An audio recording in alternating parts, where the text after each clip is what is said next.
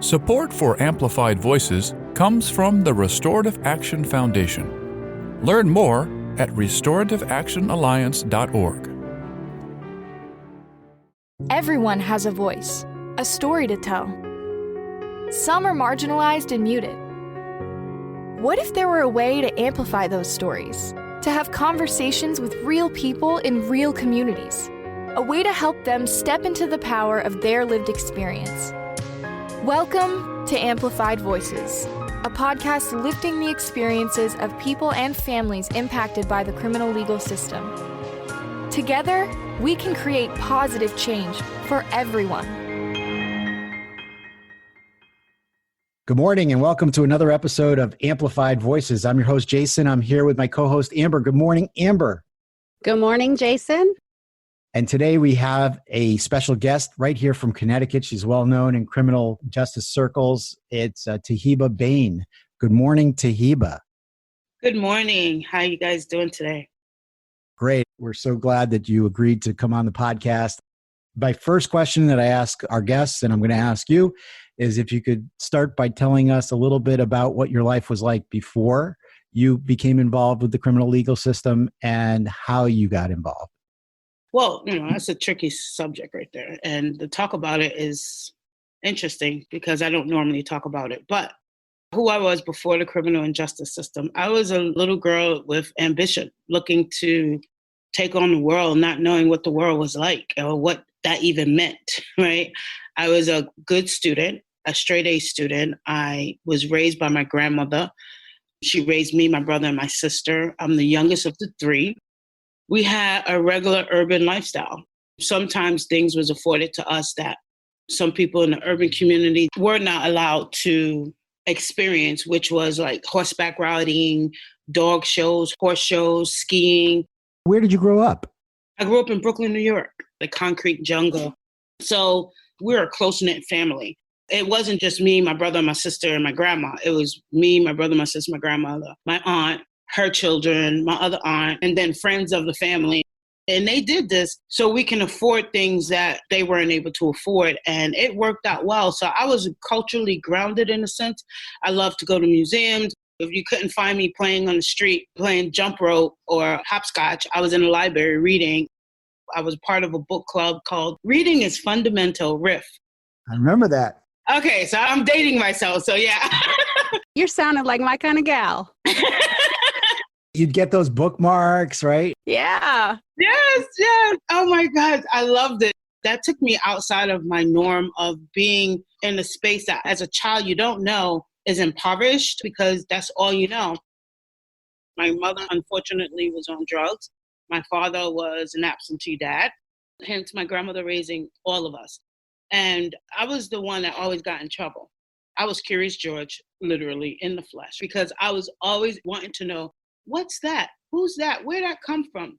I remember asking my grandmother, why is a tree named a tree? Who named that tree a tree? And why is a cat and a dog? Because I didn't know, right? And she was like, you ask too many questions. Children are supposed to be seen and not heard. And I'm like, I want to know. That was her own recourse. And I'm okay with it today. It really kind of stung when I was a child. But as I grew older and understand, like, people can't give you what they don't have. Yeah. I forgave her. It sounds like she gave you quite a bit, though. Oh, yeah. She was my rock. What she didn't know, she made up for in what she did know, because she instilled some ethics and some values in me that I still hold true to today. And it's like really old school, like growing up as a woman in America amongst a whole bunch of men, things you just don't do. Your self-integrity, your character. Like I said, she instilled a lot in me, and, I still hold true to that today. And that's what kept me grounded while in prison and coming home from prison, because before, I was a reckless little girl wanting to grow up so fast. And my grandmother used to say, don't want to grow up so fast because, when it's gone, you can't get it back. And I'm like, yeah, what do you know? Right? She knew a lot. She knew exactly what she was talking about. And I don't regret some of the stuff I did or any of the stuff I did. I just wish I would have listened more. In the process of me growing up, I became rebellious. My grandfather died, and he was like, even though my grandmother raised me, my grandfather was my papa, right? And everything I wanted and needed, I went to my papa. So when he passed away, I kind of was hurt and angry, and I said some things that I shouldn't have said, and it was really tough. And that's when I became really resentful and rebellious and just like lost control of all my faculties of cognitive thought. How old were you? I was about 16, 17. Okay. I felt like he was the only one that really truly cared about me. But let me guess, your grandmother was a disciplinarian, so she was the one who was basically making sure you towed the line, and your grandfather was, this is my angel, and was taking care of you in that way. Yeah. But I can imagine, you're 16 years old. You've already told us you don't have a relationship with your parents. They're not in the picture. They're in the picture. They're just not a lot. Okay. My father was not in the picture. Yeah. My mother was in the picture, but she was on drugs. So she was encountering her own journey of struggle. Right. So it was difficult for her to be available for you. Yeah, she had us when she was really young. She had my sister when she was 14. She had me when she was 16. So she didn't know how to be a parent. She didn't know what to do. She dropped us off with grandma. And then she started using drugs when she was pregnant with me. And she just fell down a rabbit hole. And to this day, like my mother lives in an assisted living home. She has HIV and she can't walk because of the drug use that she endured throughout her life, right? But that was her journey. She didn't understand anything outside of that. My mother is really smart, but she was following behind her friends and big sister and stuff like that. And she wanted to fit in. And when you're the youngest, it was hard to move past that baby stage. Oh, she's such a baby. And she wanted to move past it. And her way of moving past it was the choice and the path that she chose. Now me, I tried to not choose that path, but I wind up getting on that path, trying so hard not to choose that path. It was crazy. I was like, well, how did I get here? Because I thought that I could do things better than my mother, not realizing that even though I didn't use the same drug of choice and didn't operate the way she operated, the demonic forces behind any type of drug and any type of criminal lifestyle, anything that's not in the right path is destructive. Oh, I got a handle on this. One drink, one cigarette, one puff, one whatever is not going to hurt. And next thing you know, you're down the rabbit hole. You had mentioned that your grandfather passed when you were 16. That was the spark. Yeah, of using drugs. So how old are you now at this point in your journey? Probably about 18, 19. So you've graduated from high school? Nope. I was a straight A student. I went to Maxwell High School because I wanted to go with my sister. So when I went with my sister, because she had a vocational school, I was getting bored with the studies. The only classes I would go to would be steno and bookkeeping and gym, because those are the three that I didn't know anything about. I knew all the science, I knew all the social studies and the math. So that was a problem. In Brooklyn, we have a good school called Brooklyn Tech, and you had to actually pass an exam to get into that school. It wasn't just like, oh, apply and you're in. No, this particular school, you had to pass an exam. And I passed the exam and I didn't accept it. And then when I realized 6 months in, a year in, I was like, Ma, I want to go back to Brooklyn Tech because this is easy for me. And my grandmother refused to do it. I don't know what the reasons were, but it didn't happen. And when she said no, I said, you don't believe in me.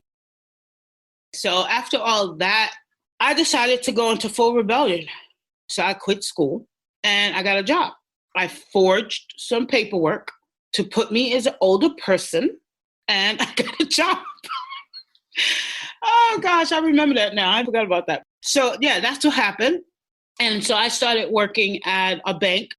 You know, they didn't really question, especially back then, you didn't need all the stuff you need now. So I started working and I was good. My grandma still think I'm going to school. And then I moved out. I didn't completely move out. I got a little room. So Monday through Friday, I'm home. And on the weekends, I tell her, Mom, I'm going with my girlfriends, going to sit, chill, hang out, and I'll be back Monday. And I was in my own little studio apartment. And that's when I started like really getting into the drug scene, right?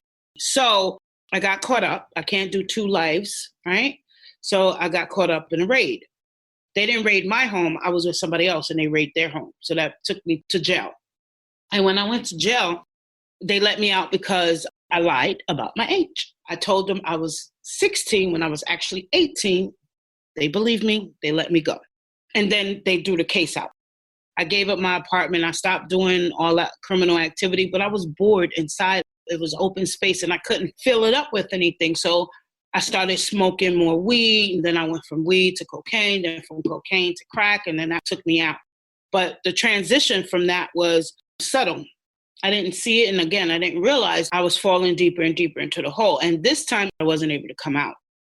Here we go, trafficking drugs, selling drugs outside of New York, and doing things that, I wanted to do because I wanted the money. In that process, I got arrested in Connecticut.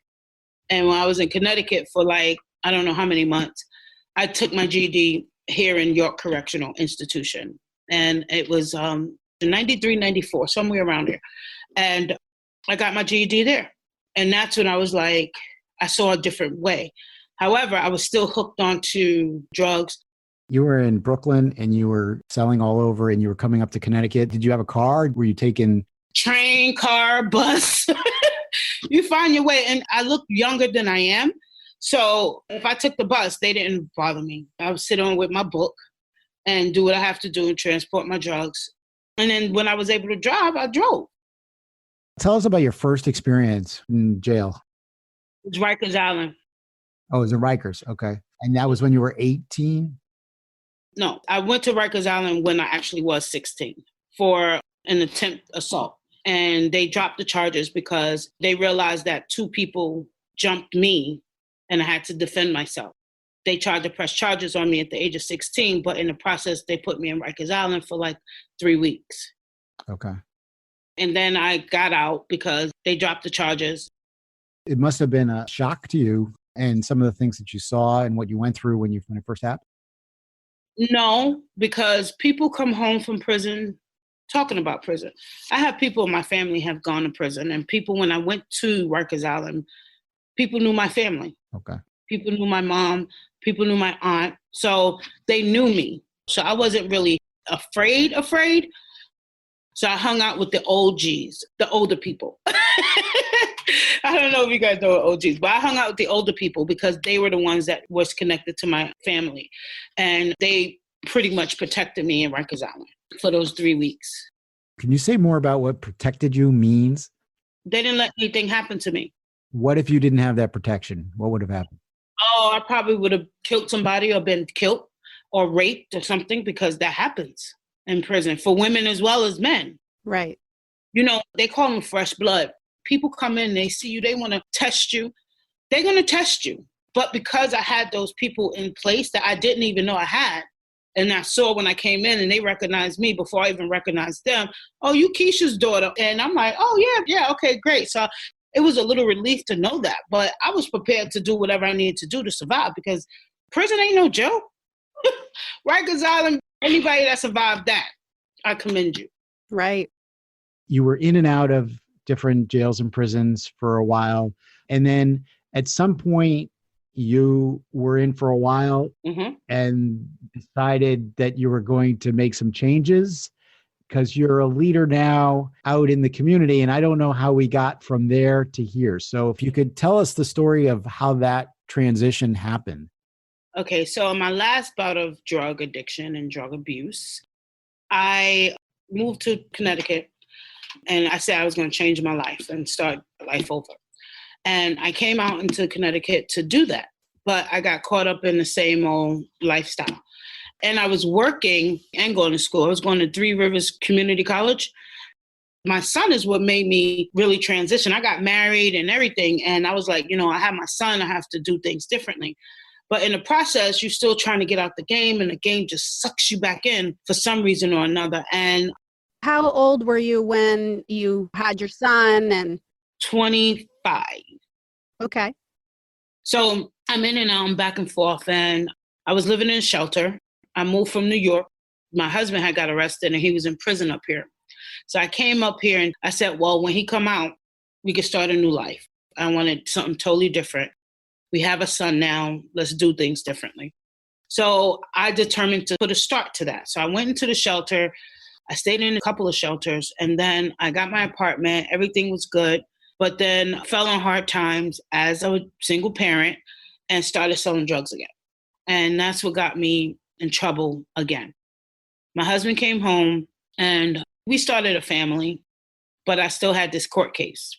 So I went back to prison and came back out. So now I'm back out. I have my son, and my husband goes to jail again.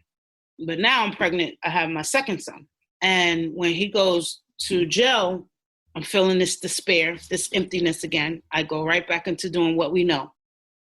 And then I said, enough is enough. I got a break and I started working for a law firm called Ansel Laban Law Office while I was going to school to get my paralegal certificate.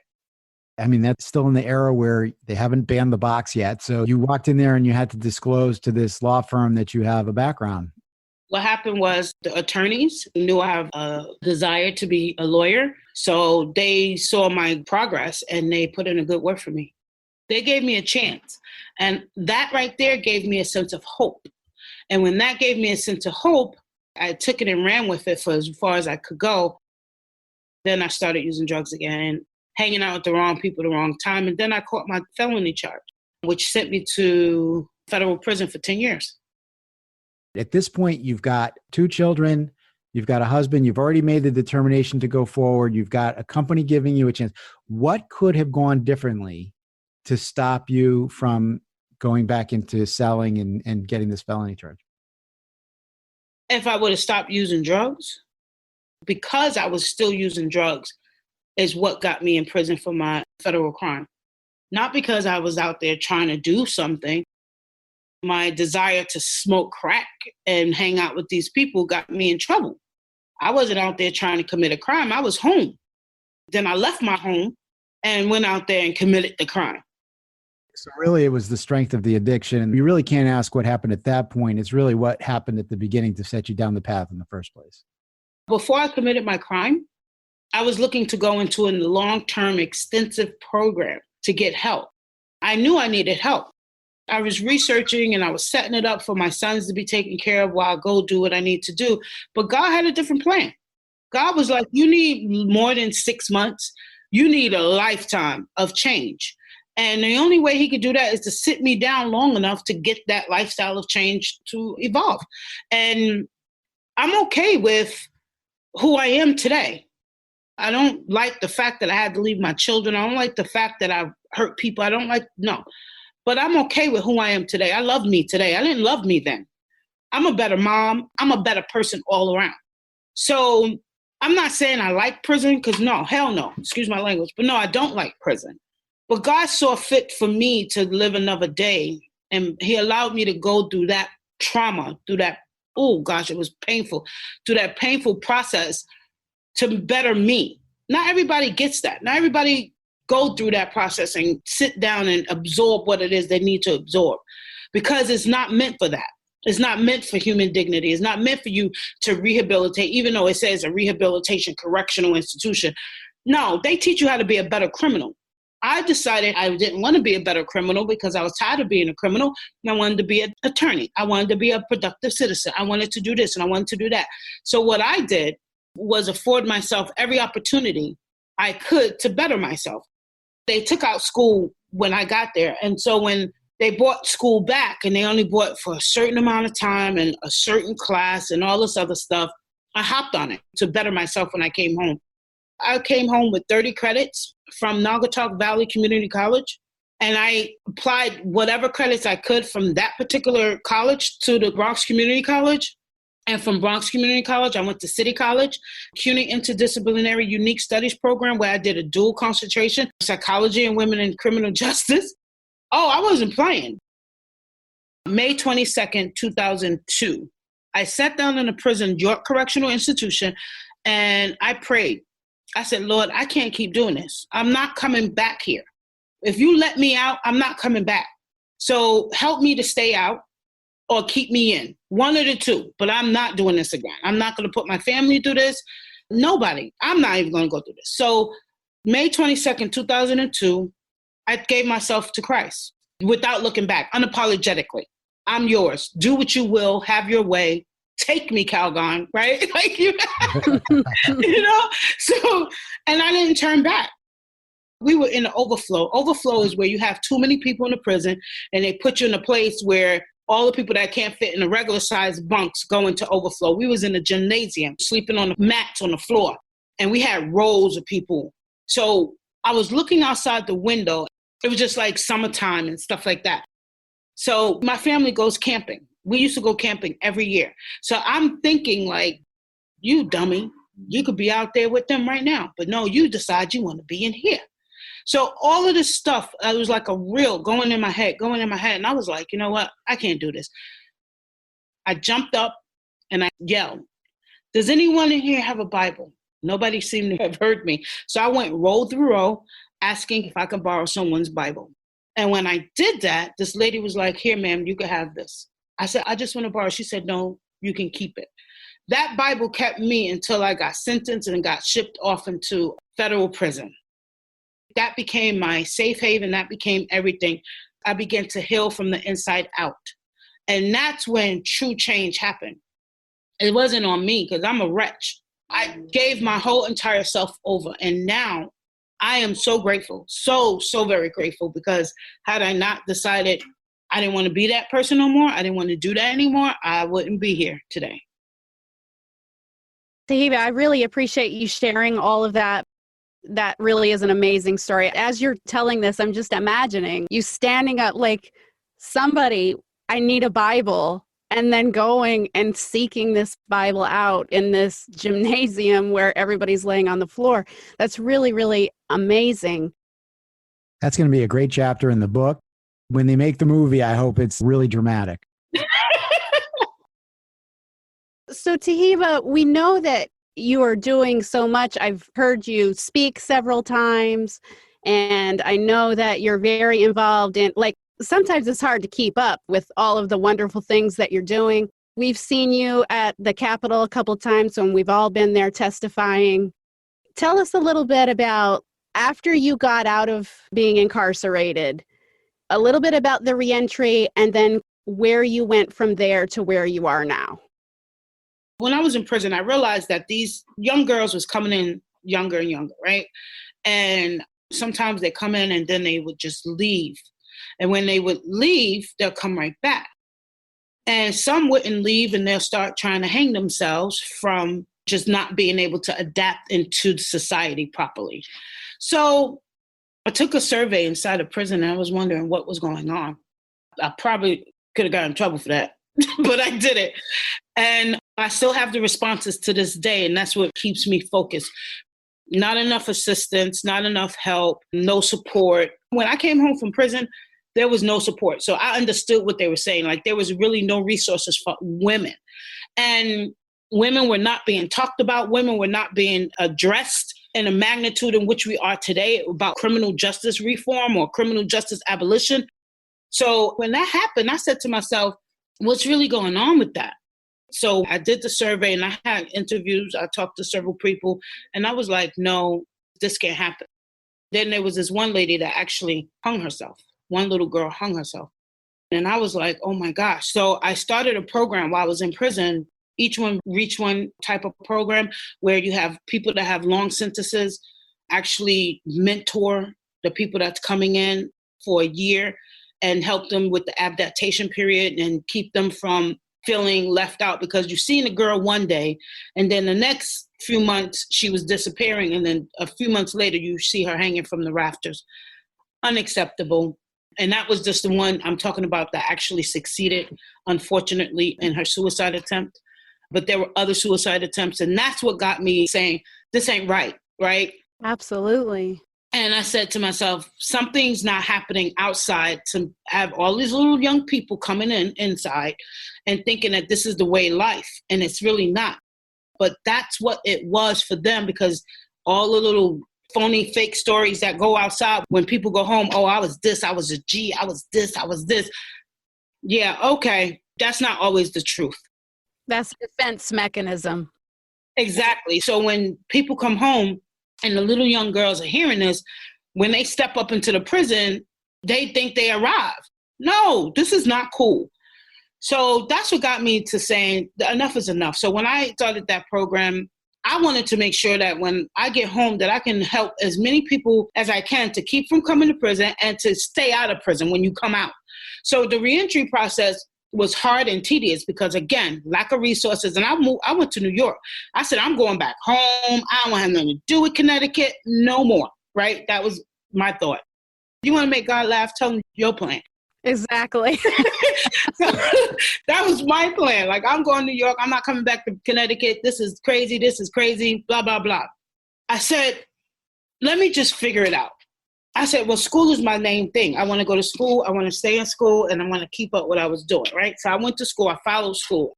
I was doing everything through school. You know, you find a medium that works for you and you work it. School worked for me at the time, education. So I went to College and Community Fellowship, College Initiative, and these are programs in New York that help you go to school and help you be a successful student. It was all new to me. I didn't know how to do this. I needed the assistance, and that's what they did. Once I was into this, that was it. It was like, boom, taking off. And I was like, yeah, I'm liking this. And I used to mentor women coming home from prison about school and about how to stay home and letting school be the catalyst for your reentry. Because that's what it is, a catalyst for successful reentry. And that's what I did. And I continue to do that still today. Education is a big part of who I am. And so it went from education to mentoring just women alone, just because we have trauma. I was asked to speak on many platforms in New York about different subjects. And when I realized, like, your life is part of each subject. You have some experience on each subject of domestic violence, intimate partner relationship violence, trauma, sexual abuse, whatever. And one way or another, I realized that my life was a part of a lot of these aspects. So my story became a story of inspiration for people. And that's what I used for a long time to help people move past the plight of reentry, because the first 6 months of reentry, very, very difficult. You go into the halfway house, they expect you to get a job, they expect you to do all these things, pay all these fines and fees, and you can't. It was difficult for me to get an ID. I couldn't even get an ID. I had to go through so much red tape to get a New York State ID, promise you. I was like, are you kidding me? I had my prison ID. I had my birth certificate and my social security card because I knew that's what I was going to need. I asked my grandmother before she passed away, can you please get this for me? Because I'm going to need this. She had it. She sent it to me, so I was able to walk out the prison with it. So I took all that to the DMV. They was like, oh, no, but this is not I said, I'm trying to get a state ID. This is not a state ID. You're like, excuse me, this is a government ID. They gave it to me. Yeah. You know, you're talking about how important it is in those first 6 months. And it seems like the system is set up with all these little gotchas. Like, they're looking for ways to play gotcha versus really helping you at each step of the way and setting you up as much as they can for success. How do we pull you back in versus how do we launch you successfully? Well, Jason, the system is not created for keeping you out. It's created to pull you back in. I like how she said that really quietly. Guess what? They don't want you to stay out. You've done a great job of really painting a picture of reality. And it's interesting when we talk about mass incarceration and people in criminal justice reform circles trying to end mass incarceration, we also have to stop that whole idea of it appearing as something that's cool, right? And something that's an attractive place, because you talked about how it was almost like a badge of honor for some people to go. So we've got to kill that stigma. Yeah. I want to also point out that you just were honored with the Hall of Change Award here in Connecticut. I had the opportunity to watch that. That was fabulous. I did too. It was really great. Oh, thank you, guys. And you've had a tremendous number of honors. You've talked about going to school. I saw something on Columbia University. How did you get hooked up with Columbia? Because Columbia has a prison program. And when people come home from prison, you know, sometimes it's really difficult to get into an elite school, Ivy League, anything. I was, I guess, referred to them for that program because I was a good student at one point. It was called Justice and Education Scholarship Program out of the Heyman Center for Humanities. It was intense. They don't take it easy on you because you're formerly incarcerated. I think they push you harder. So it was pretty cool. And I'm an alumni of that program, and I send people that I believe in to that program. Tiheba, tell us a little bit about the organization that you're leading now. Women Against Mass Incarceration is an organization I created back in 2015. And I used to work doing mentoring, and it evolved into legislative work, advocacy, and I'm loving every minute of it, and campaigning, right? Like I wasn't aware of any of this stuff. And throughout the process of my journey, I became aware of it, and I'm loving it. So what we do is advocate for women unapologetically. We do participatory defense. That's for everybody. It doesn't have to be a woman. It could be a woman, man, or child. To actually help people navigate through the court system so they can get a better outcome, like no time or less time, because we know that the defense attorneys have a lot of caseload. So if you come to us and you say, I need help, we help you with understanding what a memo is. We help understanding what a motion is, discoveries and how you get it and what you need to ask for. Some people don't even know. A lot of people in the families don't even know you have a right to do that. Oh, well, this is what they said, and I guess I can't do anything. That's not necessarily true.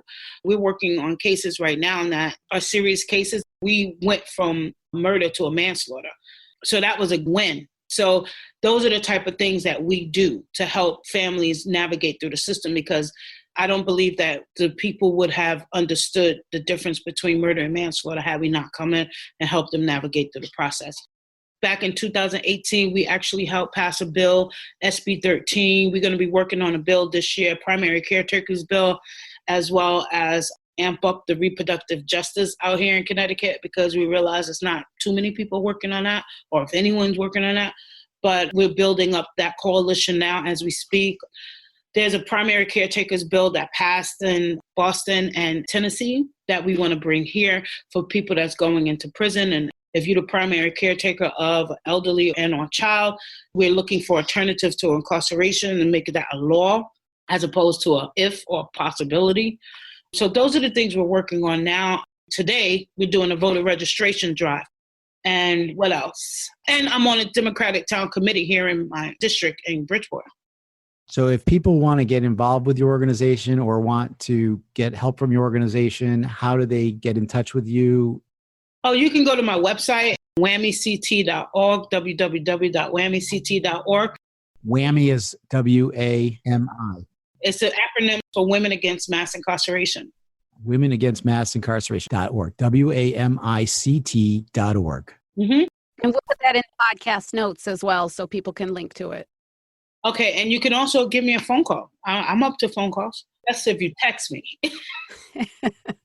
Is there anything else you want to plug? Any other things that you're involved in or organizations that are close to your heart or anything like that?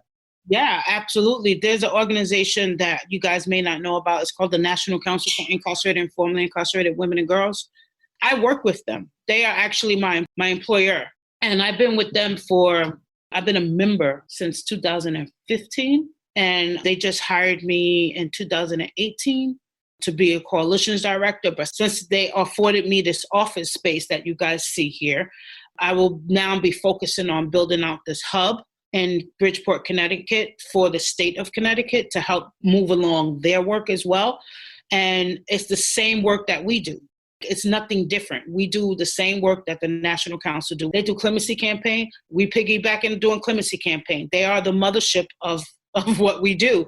So some of the stuff that we do comes directly from them because we want to pass along the great work that the National Council is doing, because the National Council is a great organization for women and girls, because our goal is to free women and girls in America. And we work from an abolition framework, which is great. And I was already doing this. And when this entity became an entity, I was like, oh, I need to be a part of it. So I became a member, and I was just like all over the place with them. And it was like really great.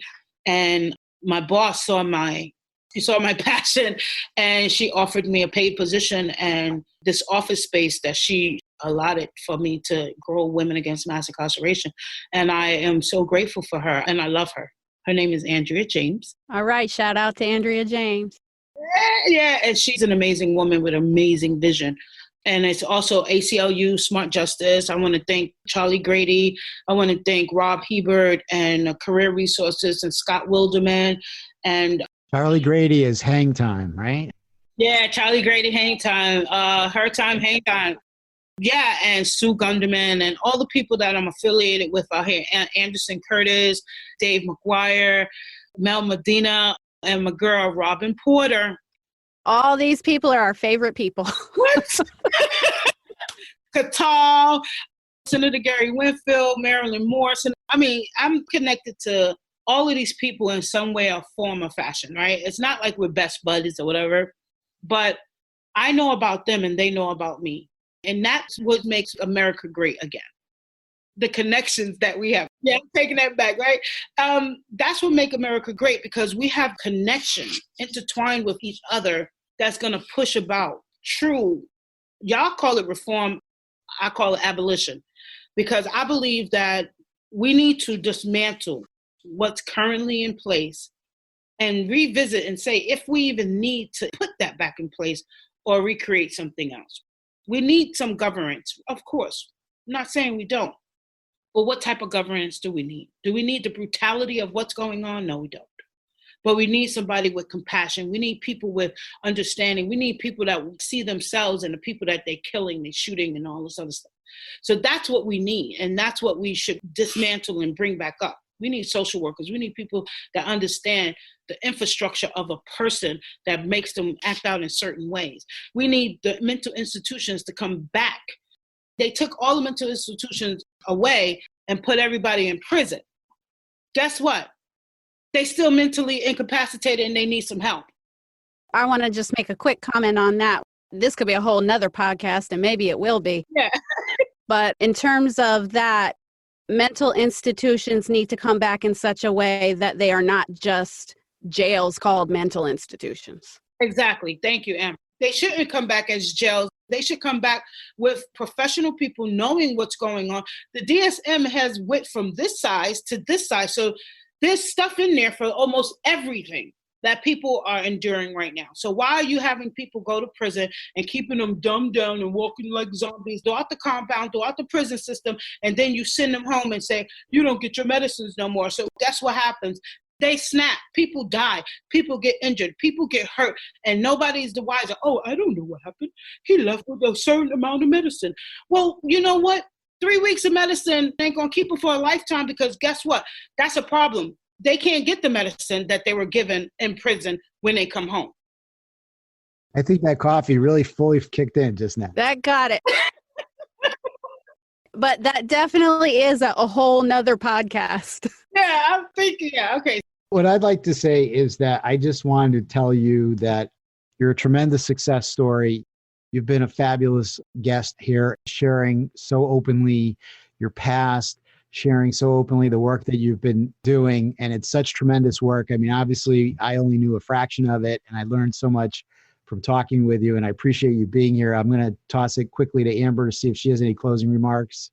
So I have one last question for you before we kind of wrap up. And the question is, what advice would you give to women who have been touched by the legal system or are coming out of the legal system to really, rebuild their lives? Okay, my advice to every woman and young girl coming out of the prison system is to first love yourself and give yourself some credit. You made it home. Second, take it easy. Don't rush your reentry. Don't rush your post-conviction, and breathe. Grab onto someone that has been there and that can understand and that knows what you're going through, and let them become your guide, and just understand that it's not going to be easy. It's not going to be, quote, fast and microwavable. And we want to get in and get out and, everything goes back into normal like it was before you went into prison. It's not going to be like that. Take your time. Get to know who you are. If you didn't understand who you are, get to know who you are. Know what you want, know what you don't want, and just grab onto a support system. It may not even be your family. Sometimes it's other people that you work with, that you surround yourself with, that walk the walk you walk and know what you're going through. That could be your greatest support system. Your family then in turn will fall in line. Trust me when I tell you.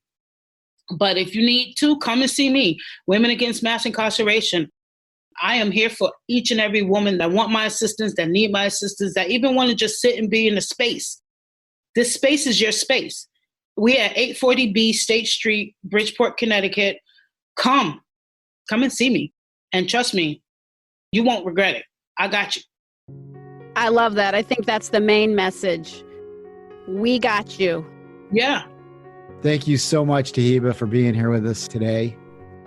Thank you for having me, guys. You guys are great. Until next time, Amber. We'll see you next time.